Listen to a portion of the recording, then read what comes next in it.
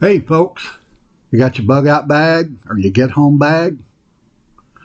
If you don't have one yet, I'm going to recommend the perfect bag for you.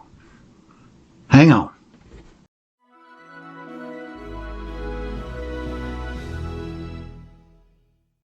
Well, Ladder Prepper coming at you again. You can see I got some company here with me.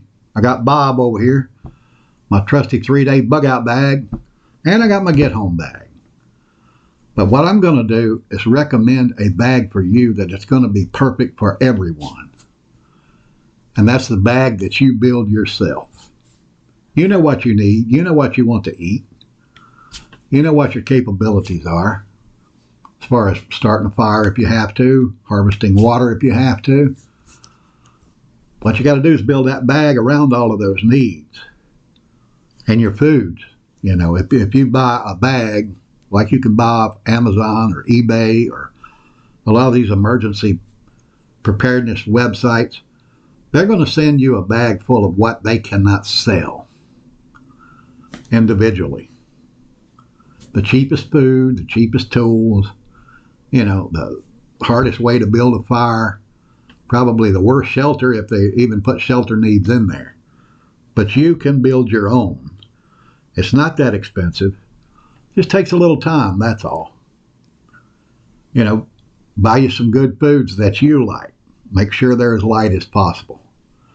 Because a big factor in these is the weight. Bob over here weighs 13.6 pounds. And my girl over here, she weighs 9.2 pounds. I can easily hike with either one of those for a long distance. That's something you have to consider. You also have to consider the comfort of wearing that bag. Are you going to need one with just shoulder straps or one with a waistband? Totally up to you. But that's the things you have to consider. Now, the food and water is pretty easy. You know, get you a life straw or a pump, a little hand pump that you would carry on the trail to clean your water. That's pretty easy. Or you can get you a cup like I carry to boil water in. Down in the description, there's a couple of links there to videos that I did earlier about what's in each one of these bags. That'll give you some ideas to help you build your own bag. And it's something you really need to do, guys, just in case. You never know. There's a little peace of mind involved there for me. Should be for you too if you're survival minded and you think you might someday wind up in a situation where you need a way to harvest that water and cook that food and get home or build a shelter. Each one of these bags have means for me to build a shelter. I have to highly recommend you go with the dehydrated foods because they're light. It's not like carrying canned food. The weight is a major factor when you're building these bags. The total for all of the food in my get home bag, the total weight is 1 pound and 4.2 ounces. And that includes my coffee. Got to have my coffee. So that's something you very seriously have to consider. You also need to consider the durability of your bag. Get a bag with a good, nylon outside on it. And on the inside, it's water resistant, if not waterproof. Water resistant usually works with just a get home bag because if you happen to walk home in the rain, you won't have a problem with that. But the water is the big part, guys. Like I said, food is easy. You can get light dehydrated foods, but water is the major part. Get you a life straw, if nothing else. Affiliate link below. Get you like I said, a trail pump, just a small pump that you can just drop a line off in the water and pump it out. Those are nice to have. I got that in here.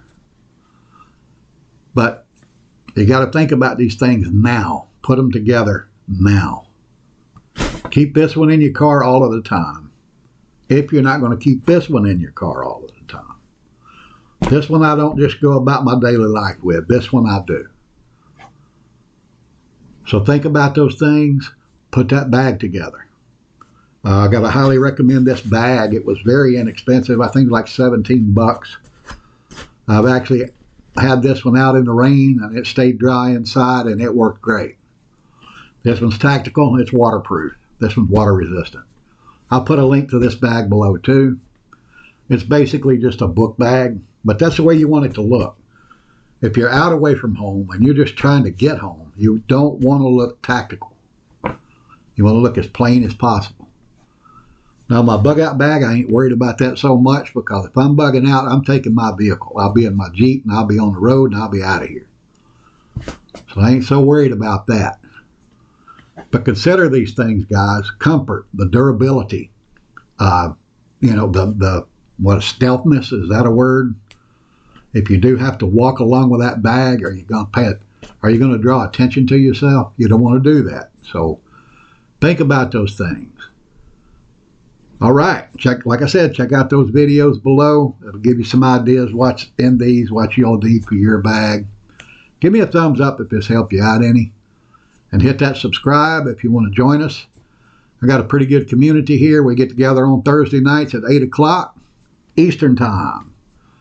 We have our live streams. We do our little talk then. It's a lot of fun. It's not just basic bad news stuff or prepping stuff. We have a little fun, do other things. So come join us. I'd appreciate that. With that, I'm going to say stay strong, keep prepping, and pray for the United States of America. The Orlando Prepper is out.